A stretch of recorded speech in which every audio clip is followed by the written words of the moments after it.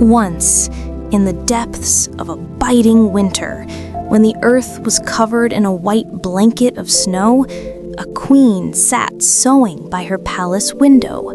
The world outside was quiet and still. Suddenly, she pricked her finger with the needle, and 3 drops of bright red blood fell upon the snow, creating a stunning picture. Seeing that deep red against the stark white, a deep sigh escaped her. She whispered to herself, "Oh, if only I had a child whose skin was as white as the snow, lips as red as my blood, and hair as black as the ebony wood of this window." By the grace of God, her wish was fulfilled. Soon after, the queen gave birth to a baby girl who was the very image of her dream. Her skin was as white as milk, her lips were as red as ripe cherries, and her hair was as black as the night's darkness. The queen lovingly named her Snow White. But that happiness was fleeting. Soon after Snow White's birth, the queen left this world, leaving the tiny child and her grieving king alone. A year later, the king married again. The new queen was a woman of unparalleled beauty. Her fame was known throughout the land. But behind that beauty hid a cold, proud, and cruel heart. Her pride was so intense that she could not bear the thought of anyone in the world being more beautiful than she. She possessed a magic mirror.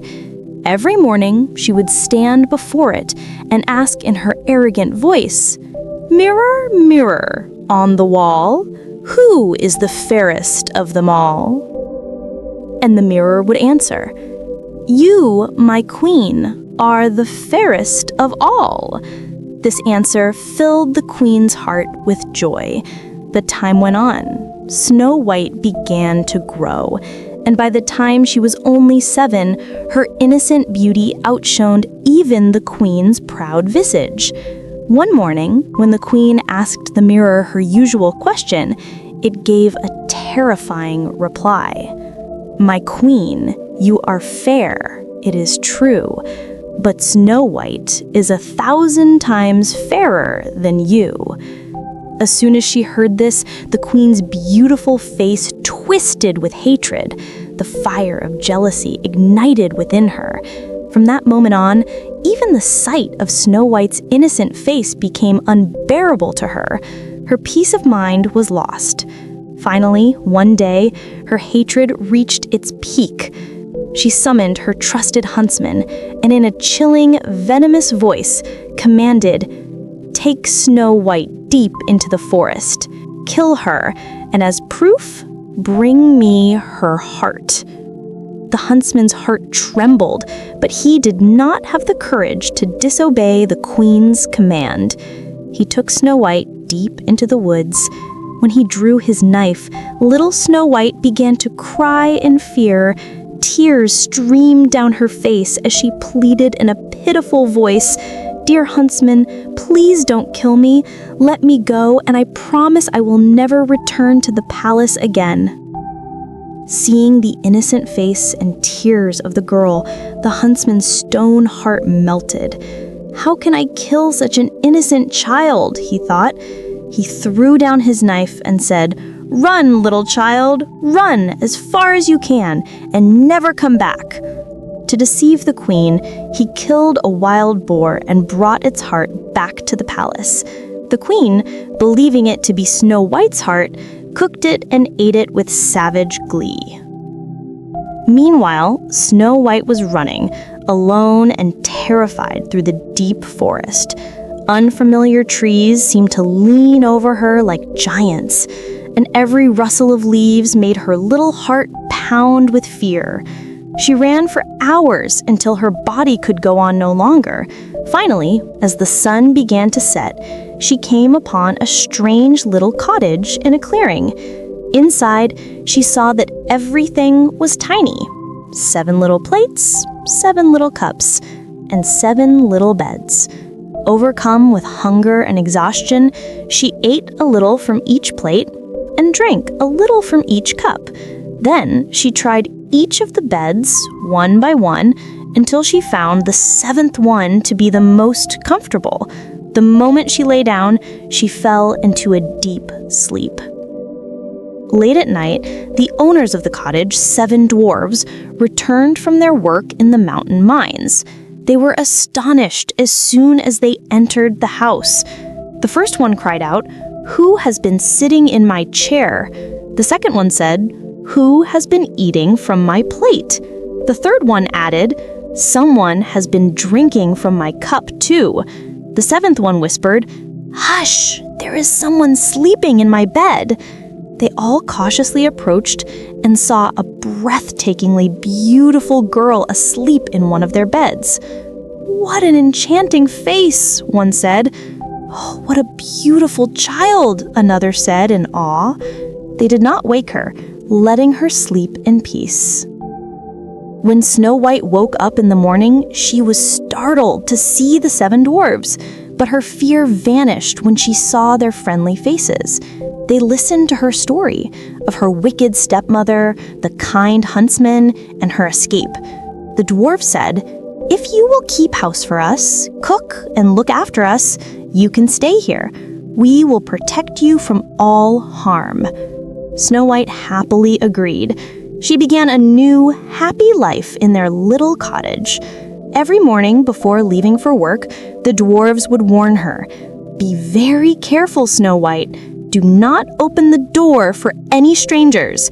Your stepmother will surely find out you are alive someday." Back at the palace, the queen once again stood before her magic mirror. "Mirror, mirror on the wall, who is the fairest of them all?" The mirror replied, "My queen, you are fair here, it is true, but over the mountains with the seven dwarves, Snow White is still 1,000 times fairer than you." The queen's face turned red with rage. She realized she had been tricked. "Snow White must pay for this," she screamed. The queen resorted to a cunning deception. Disguised as a poor peddler woman, she went to the dwarves' cottage. Pretty laces, colorful ribbons. Snow White opened the door and was charmed by the harmless-looking old woman. "What beautiful ribbons!" The old woman smiled sweetly and said, "Come, my dear, let me tie this prettily in your hair." As soon as Snow White agreed, the queen tied the lace so tightly around her bodice that she couldn't breathe and fell to the ground. The queen muttered, "Now your beauty is finished." When the dwarves returned, they found her and quickly cut the lace, and Snow White began to breathe again. They warned her once more. But when the queen learned the truth from her mirror, her fury doubled. This time, she made a poisoned comb and in a different disguise went to the cottage again. "I cannot let anyone in," Snow White said through the window. "Just have a look at this beautiful comb." The comb was so beautiful that Snow White couldn't resist. When the old woman ran it through her hair, the poison took effect instantly, and she fell to the ground lifeless. But that day too, the dwarves returned, found the comb in her hair, and saved her. When the queen learned that Snow White was still alive, she devised her most terrible plan. She created an apple that was half innocent white and half a beautiful poisonous red. This time, she disguised herself as a simple farmer's wife and knocked on the cottage door. "I cannot let anyone in." "Don't be afraid, my child," the queen said in a sweet voice. "I have brought you an apple as a gift. See, I will eat the white half. There is nothing to fear." With that, she ate the white part of the apple. Snow White suspected nothing more. She took the beautiful red part of the apple, and as soon as she took a single bite, the poison spread through her body and she fell lifeless to the ground. This time, her last breath escaped her lips. When the dwarves returned, they could not revive her, no matter how hard they tried. She was not breathing, she was gone forever. The forest grew heavy with their heart-wrenching cries. They made a glass coffin for their beloved Snow White and placed it on a mountaintop so that all could see her unearthly beauty. A long time later, a prince came hunting in that forest. He saw the beautiful maiden lying in the glass coffin on the mountaintop and stood there as if spellbound. He was so enchanted by her beauty that he pleaded with the dwarves, "Please, let me take this coffin. I will take her to my palace and honor her memory for the rest of my life."